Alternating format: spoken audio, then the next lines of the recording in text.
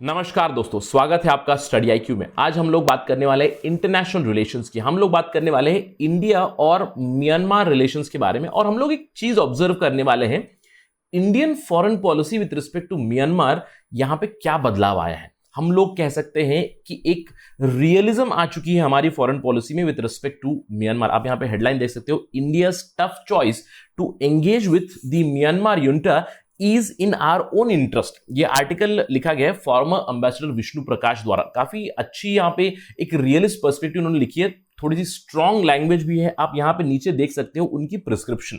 वो क्या कहते हैं कि India is better off concentrating on nation building and securing our own borders rather than pretending to be holier than thou।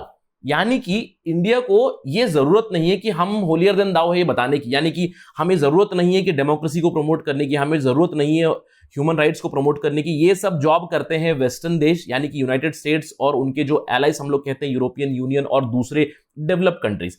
ये हमें करने की जरूरत नहीं है, क्योंकि हमें फिलहाल फोकस करने की जरूरत है नेशन बिल्डिंग पे और securing our own borders, right. तो काफी अच्छी प्रिस्क्रिप्शन है और इसके ऊपर हम लोग ऑब्जर्वेशन भी करेंगे एग्जैक्टली म्यांमार में क्या हुआ और हम लोगों की पॉलिसी किस तरह से बदल चुकी है, क्योंकि हम लोगों ने एक लेसन सीखा है और रिसेंटली एक बहुत ही इंपॉर्टेंट डेवलपमेंट भी जिससे कि हम लोग ये देख सकते हैं कि Indian foreign policy clear cut बदल चुकी है with respect to Myanmar. So let us begin our discussion and understand more about this. But before that, I am your friend Rahul Saygaonkar. आप मुझे फॉलो कर सकते हैं राहुल साई 222 पे। मेरा इंस्टाग्राम, फेसबुक और टेलीग्राम चैनल का आईडी सेम है। अगर आप मुझसे कनेक्ट करना चाहते हैं, अगर आप कोई सवाल है, कोई डाउट है, just message me your questions on Instagram directly. I do reply on weekends. इसके अलावा अगर आप यूपीएससी सिविल सर्विसेज एग्जामिनेशन की तैयारी कर रहे हैं, जो आपको एलिट आईएएस और आईपीएस में भर्ती दिलाती है, तो सुनहरा मौका है। हम लोगों ने एक स्मार्ट कोर्स बनाया है, प्रीलिम्स और मेंस दोनों इंक्लूड है। प्रीलिम्स की एग्जाम जून में है। आशा करता हूं कि आप सबने फॉर्म भरा है अच्छे से। जस्ट विजिट studyIQ.com और download the app for more information. हमारी टेस्ट सीरीज है, मेंस टेस्ट सीरीज है, मेंस का कंटेंट है बहुत सारा। Just avail these services and do not forget to subscribe to our channel study IQ. चलिए शुरू करते हैं डिस्कशन और पहले खबर के बारे में देखते हैं। देखिए खबर तो पुरानी है, February 1 की है। देखिए February 1 पे क्या हुआ। February 1 पे म्यांमार में एक मिलिट्री कू हुआ। उस मिलिट्री कू में जो NLD national league for democracy, उसकी लीडर थी आंग सान सू की, उनको डिटेन किया मिलिट्री ने। आंग सान सू की जो सरकार थी, उनके सारे मिनिस्टर्स को भी डिटेन किया और मिलिट्री ने कंप्लीट कंट्रोल सीज कर लिया। अब इसके बाद क्या रिस्पॉन्स हो, ये तो हम लोग थोड़ी देर में देखेंगे, बट मुझे पहले आपको बताने दीजिएगा हिस्ट्री क्या रही है म्यांमार की। अगर हम लोग म्यांमार और मिलिट्री रूल की बात करें, तो Myanmar it has been plagued by military rule for a very very long time. देखिए म्यांमार और इंडिया का independence more or less at the same time ही हुआ था। Myanmar gained independence in 1948 from British, और दोनों भी ब्रिटिश की टेरिटरी थी। अगर आपको याद होगा 1934 में इंडिया और म्यांमार को सेपरेट कर दिया था। Myanmar became a separate territory of British, India separate, and in 1948 Myanmar also gained independence. अब इंडिपेंडेंस के बाद कुछ ही सालों के लिए, हार्डली 1 या 1.5 दशक के लिए वो डेमोक्रेटिक कंट्री रहे। उसके बाद 1962 में, और to be precise it was in 1958 itself that military gained power, but formally 1962 में कंप्लीट पावर सीज कर लिया मिलिट्री के जनरल ने विन ने, राइट। नेविन ने जैसे ही पावर कैप्चर कर लिया, उसके बाद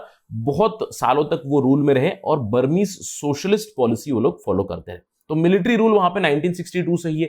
इनफैक्ट ये ट्रांसफॉर्म भी हुआ 1988 में। अब 1988 में डेमोक्रेसी की थोड़ी सी डेमोन्स्ट्रेशन हुई थी, तो उसके बाद मिलिट्री ने और भी स्ट्रांगली रूल करना शुरू किया। यूनियन ऑफ म्यांमार बनाया, state peace and development council rule करना शुरू कर दिया। अब ये केवल नाम बदला, लेकिन इन जनरल दोनों जगह पे मिलिट्री का ही पावर था। तो टेक्निकली हम लोग कह सकते हैं कि 1962 से लेकर 2010 तक मोर और लेस मिलिट्री का ही रूल रहा है म्यांमार। अब इस दौरान हमारी और म्यांमार की रिलेशंस उतनी अच्छी नहीं थी, क्योंकि हम लोगों ने 1988 में क्या किया था, we supported the pro democracy movement. अब जिसकी वजह से म्यांमार मिलिट्री इंडिया से थोड़ी सी दूर हो गई और इनकी क्लोजनेस बढ़ती गई धीरे धीरे चाइना के साथ। तो इसकी वजह से हम लोगों ने ऑलरेडी एक लेसन सीख लिया। अब 2011 में क्या हुआ, 2011 में धीरे से मिलिट्री ने खुद से ही एक सुपरवाइज्ड डेमोक्रेसी की तरफ मूवमेंट ले ली। अब ये सुपरवाइज्ड डेमोक्रेसी क्यों कह रहा हूं मैं, देखिए म्यांमार की जो मिलिट्री युंटा थी, उन्होंने ही अपना संविधान को रीराइट कर दिया, यानी कि संविधान को उन्होंने धीरे धीरे बदला और संविधान में यह लिखा कि मिलिट्री या फिर आर्मी के पर्सोनेल जो रहेंगे उनको 25% रिप्रेजेंटेशन रहेगा उनके संसद में। अब ये तो उन्होंने लिख दिया। इसके अलावा उन्होंने अपने लिए वीटो रखा, जो भी डिफेंस का मैटर रहेगा उसके लिए उन्होंने वीटो रखा, जो भी इंटरनल मैटर्स रहेंगे आर्मी के उसके लिए वीटो रखा। इसके अलावा अगर संविधान को भी अमेंड करना है तो उसके लिए भी उन्होंने वीटो रखा। अब फॉर्मली 2015 में इलेक्शन हुआ, वहां पे नेशनल लीग ऑफ डेमोक्रेसी आंग सान सू की पार्टी ने बहुत सारी सीटें जीती, मेजॉरिटी में आई और उन्होंने रूल किया। अब देखिए 2015 में पहली बार डेमोक्रेटिक गवर्नमेंट आई वहां पे, लेकिन सुपरवाइज डेमोक्रेसी ही थी, यानी कि कंट्रोल अभी भी बहुत हद तक आर्मी के हाथ में था, राइट।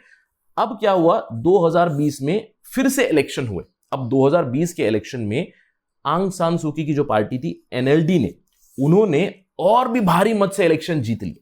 अब इसके बाद आर्मी को थोड़ा सा डर लगने लगा कि आंग San Suu Kyi and her party is gaining more and more powers and probably they are going to clip the wings of army, क्योंकि उनको डर लग रहा था कि अभी डेमोक्रेटिक गवर्नमेंट जो आई है उनको 5 साल के बाद भी और भारी मतदान से जितवाया है लोगों ने, तो इसीलिए आर्मी को यह डर लगे कि इनकी पॉपुलैरिटी बढ़ रही है। तो धीरे से 2021 में मिलिट्री ने इमीडिएटली टेक ओवर कर लिया, February 1, 2021 को, राइट। प्रोटेस्ट इरप्ट हुई, प्रोटेस्ट के बाद हम लोग जान सकते हैं कि कितना ज्यादा वायलेंस हुआ, वहां पे 500 से भी ज्यादा लोग मर चुके हैं। इसके अलावा हजारों की तादाद में लोग वहां से डिस्प्लेस हो चुके हैं, निकल चुके हैं। हम लोग बात कर सकते हैं इंडिया के बारे में, नॉर्थ ईस्टर्न रीजन में स्पेशली मिजोरम में जो चिन रेफ्यूजीज हैं वो हजारों की तादाद में इंडिया में भी आ रहे हैं। तो thousands are being displaced, hundreds have been killed and military rule is now continuing in Myanmar। अब इस मिलिट्री रूल के ऊपर रेस्पॉन्स क्या रहा है? देखिए रेस्पॉन्स जो वेस्टर्न कंट्री से उनका तो काफी अंडरस्टैंडेबल था। देखिए म्यांमार कू के बाद यूनाइटेड स्टेट्स ने क्लियरली अनाउंस कर दिया सैंक्शंस। इनफैक्ट उन्होंने एक धमकी दे दी कि म्यांमार में वापस आनी चाहिए डेमोक्रेसी या फिर लीडर्स विल बी सैंक्शंस, और उनके ऊपर सैंक्शन तो लगे हुए। देखिए अगर मैं म्यांमार की बात करूं, बहुत ही लंबा यहां पे मिलिट्री रूल चला है, और अगर हम लोग मिलिट्री की स्टेटमेंट देखें 1980s की 1990s की, उन्होंने क्लियर कट स्टेटमेंट दे दी है। उन्होंने ये कहा है पहले से ही कि हम पे सैंक्शन नहीं चलते, हम लोग पहले भी सर्वाइव कर चुके हैं, हम लोग अभी भी सर्वाइव करते हैं, और अगर मिलिट्री रूल यहां पे रहेगी तो we have few close allies और उनके दम पे हम लोग सर्वाइव कर सकते हैं। और ये किन क्लोज एलाइज की बात कर रहे हैं? ये लोग बात कर रहे हैं चाइना की, राइट, ऑब्वियसली। तो इट इज क्वाइट अंडरस्टैंडेबल कि sanctions are not going to work on this Myanmarese military unit. तो इसीलिए दूसरे देशों का जिनके ज्यादा स्टेक्स हैं म्यांमार में, उनका रेस्पॉन्स कैसा है? देखिए अगर हम लोग बात करें आसियान की, जापान की, तो उन्होंने काफी कैलिब्रेटेड रेस्पॉन्स दिया है, कैलिब्रेटेड रिएक्शन भी दिया है, क्योंकि 1988 के बाद जब से बहुत सारे कंट्रीज ने प्रो डेमोक्रेसी मूवमेंट को सपोर्ट किया था, तब से उनको एक लेसन जरूर मिल चुका है कि म्यांमार में मिलिट्री काफी स्ट्रांग है। मिलिट्री को वहां पे तकमाडो कहते हैं, तो Tatmadaw is very very strong there, तो दे हैव अंडरस्टूड। और अगर हम लोग जापान की बात करें, देखिए जापान के मिनिस्टर ने क्लियरली कहा है कि if we do not approach this well then Myanmar could grow further away from politically free democratic nations and join the league of China. तो इसीलिए शुरुआती दौर में जब कू हुआ था, जापान ने तो उसको कू भी नहीं बुलाया था, they didn't even call it as military coup. लेकिन कुछ दिनों बाद जब फॉर्मली मिलिट्री कू के बारे में उन्होंने किया तो they use the term coup और they did criticise a little bit, but उनका रेस्पॉन्स काफी कैलिब्रेटेड था। आसियान कंट्रीज ने भी कुछ ऐसा ही किया। अब इंडिया का रेस्पॉन्स भी कुछ ऐसा ही मेलोड डाउन रेस्पॉन्स था। अगर हम लोग इंडिया की स्टेटमेंट के बारे में देखें, उसमें लिखा होता we are monitoring the situation very very closely. उन्होंने कहा कि we have noted the developments in Myanmar and it is a deep concern for us. उन्होंने कहा है कि India has always supported democratic transition in Myanmar and we believe rule of law and democracy will ultimately prevail in Myanmar, but they said we are monitoring the situation. It means we are neither pro democracy या फिर we are totally not in the camp of Aung San Suu Kyi and we are totally not in the camp of the Tatmadaw और the army. तो ये था हमारा response. अब इससे हम लोग देख सकते हैं कि हमारी फॉरेन पॉलिसी में एक बहुत इंपॉर्टेंट ट्विस्ट आ गया है, रियलिज्म आ चुका है, पॉलिटिकल रियलिज्म आ चुका है इंडियन फॉरेन पॉलिसी। यानी कि हम लोग रेडी है डील करने के लिए बीट आर्मी और बीट आंग San Suu Kyi and her national league of democracy.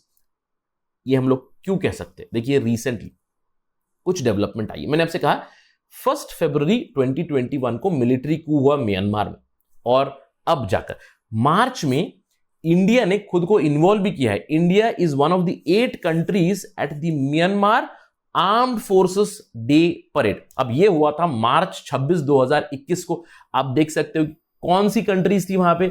Russia था वहां पे, चाइना था वहां पे, इंडिया था वहां पे, पाकिस्तान, बांग्लादेश, और मैं नोट करना चाहूंगा यहां पे बांग्लादेश को भी। India is a surprise एंट्रेंट, obviously Bangladesh is also surprise एंट्रेंट here, क्योंकि बांग्लादेश की देखिए लैंड बाउंड्री है म्यांमार के साथ, उनकी भी सिक्योरिटी, बहुत ज्यादा सिक्योरिटी के स्टेक्स लगे हुए वहां पे। अगर हम लोग बांग्लादेश की बात करें, बांग्लादेश और म्यांमार के रिश्ते ऑलरेडी खराब है, और मैं ये कह सकता हूं कि बांग्लादेश और तत्मदो के रिलेशंस काफी खराब है, क्योंकि तत्मदो उन्होंने रोहिंग्या रेफ्यूजीज को परसिक्यूट किया है, ये एलिगेशन लगता है। तो इसकी वजह से बांग्लादेश और उनके बीच में तनावपूर्ण माहौल तो है ही, इसके बावजूद Bangladesh was also involve there. उसके अलावा Vietnam, Laos and Thailand, means all the countries with whom they have border. देखिए पाकिस्तान के साथ नहीं है and Russia, but all the other countries with whom they have borders, सभी ने यहां पे इन्वॉल्व किया था। मार्च 26 में हुआ था Tatmadaw parade, armed forces day parade, उसमें इंडिया भी गया था। It was in Naypyidaw in Myanmar.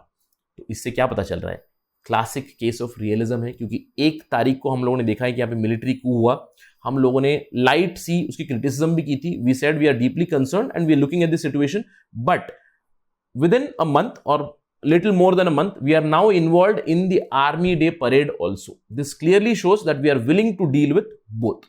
अब इसीलिए देखिए सवाल ये उठता है कि इस पर्टिकुलर म्यांमार क्राइसिस में जो फॉर्मर एम्बेसडर विष्णु प्रकाश ने कहा कि we should not be holier than thou, ये हमारा जॉब नहीं है, हमें फोकस करना चाहिए अपनी इंटरनल डेवलपमेंट पे, हमें फोकस करना चाहिए अपनी बॉर्डर्स को कैसे सिक्योर करना है। तो हम लोग अगर सवाल पूछे इस म्यांमार क्राइसिस में क्यों इंडिया ने एक पेशेंस का रूट लिया है, क्यों एक क्वाइट डिप्लोमेसी का रूट लिया हुआ है, क्योंकि इंडिया के बहुत ज्यादा स्टेक्स यहां पे इन्वॉल्व है। देखिए अगर हम लोग बात करें, पहले तो हमें एक लेसन मिल चुका है 1988 के बाद, जब हम लोगों ने प्रो डेमोक्रेसी मूवमेंट को सपोर्ट किया। उसके बाद इंडिया और मिलिट्री युंटा जो थी म्यांमार में, उन दोनों के बीच रिलेशंस अच्छे नहीं थे, तनावपूर्ण माहौल था। तो हम लोग सीख चुके हैं अभी कि मिलिट्री रूल काफी लंबा चला है म्यांमार में और मिलिट्री काफी स्ट्रांग है, तो we should deal with them. अब इसके अलावा हम लोग ये भी देख चुके हैं कि जो मिलिट्री के ऊपर सैंक्शंस लगाते हैं वो काफी अनसक्सेसफुल रहा है। तो sanctions won't work on military junta, so somehow we have to work with this military for sure. तो हम लोगों ने ये रियलिज्म ला लिया है, क्योंकि हम लोग ये नहीं चाहते कि वहां पे केवल आंग सान सू की हो या फिर मिलिट्री हो, जो भी आए we are ready to deal with them. इसके अलावा इंडिया की सिक्योरिटी सिचुएशन काफी इंपॉर्टेंट है। अगर हम लोग म्यांमार के साथ बात करें, 1600 किलोमीटर से भी ज्यादा पोरस बॉर्डर है, और यहां पे आप जानते हो कि एफएमआर रेजिम है, यानी कि 16 किलोमीटर का फ्री मूवमेंट रेजिम है दोनों देशों के बीच। तो सिक्योरिटी कंसर्न्स बहुत ज्यादा है। और अभी अगर हम लोग बात करें मिलिट्री कू के बाद चिन रिफ्यूजी क्राइसिस भी है, इनको रिहेबिलिटेट भी करना है। तो अगर वो भारत में आ चुके हैं, या तो एक्सेप्ट करना है या फिर उन्हें वापस डिपोर्ट करके रिहेबिलिटेट करना है वहां पे, तो इसके लिए मिलिट्री का फिर से इन्वॉल्वमेंट बहुत जरूरी रहेगा। इसके अलावा एक बहुत ही इंपॉर्टेंट चीज है ऑपरेशन सनराइज। अब देखिए ऑपरेशन सनराइज इंडियन आर्मी और म्यांमार मिलिट्री का एक जॉइंट ऑपरेशन है टू वॉश आउट और to clean the extremist group along the border both in India in Myanmar, और काफी सक्सेसफुल रहा है। देखिए ऑपरेशन सनराइज 1 में इंडिया ने बहुत से टेररिस्ट और एक्सट्रीमिस्ट ग्रुप को खत्म किया है। ऑपरेशन सनराइज 2 भी हुआ था, which was also very very successful. तो इस ऑपरेशन सनराइज में इंडियन आर्मी, इंडियन मिलिट्री और म्यांमार मिलिट्री में काफी ज्यादा कोलैबोरेशन और कोऑपरेशन हो चुका है। और इसके चलते हमें यह ध्यान भी रखना पड़ेगा कि आगे चल के सिक्योरिटी कंसर्न ज्यादा ना बढ़े, क्योंकि अगर इंडिया म्यांमार मिलिट्री को अपना दुश्मन बना लेगी तो एक स्पेकुलेशन ये भी रहेगा कि आगे चल के वो अगर एक्सट्रीमिस्ट ग्रुप को सपोर्ट करे, then it would be catastrophic for India. So we want this operation sunrise to continue so that north eastern region in India is more secure. अब इसके अलावा इंफ्रास्ट्रक्चर वाइज इंडिया के काफी ज्यादा पैसे लग चुके हैं इन म्यांमार। हम लोग बात कर सकते हैं इंडिया म्यांमार थाईलैंड हाईवे की, हम लोग बात कर सकते हैं Kaladan multi modal transport project की, जिसके अंदर काफी ज्यादा पैसा लग चुका है, और अगले साल 2 साल में ये प्रोजेक्ट्स कंप्लीटली ऑपरेशनल होने वाले हैं, जिससे कि फायदा मिलेगा इंडिया को भी और म्यांमार को भी। And because of all these reasons India is resorting for patience and quite diplomacy. इसीलिए हमारी फॉरेन पॉलिसी में भी एक अच्छी रियलिस्ट पर्सपेक्टिव आ चुकी है कि we are ready to deal either with military or we are ready to deal with Aung San Suu की। हम लोग ऐसे एडमेंट होके नहीं बैठे हैं कि हमें डेमोक्रेसी ही चाहिए वहां पे। यही कहते हैं एम्बेसडर विष्णु प्रकाश ऑल्सो कि ये हमारा जॉब नहीं है, इस जॉब को दे दीजिए वेस्टर्न कंट्रीज को। Let them be holier than thou, let us be more realist and let us focus on nation building and let us focus on securing our borders rather than becoming that holier than thou personality where we promote only democracy and human rights. That is it right now from my side on this part of discussion. Thank you for watching. Jai Hind.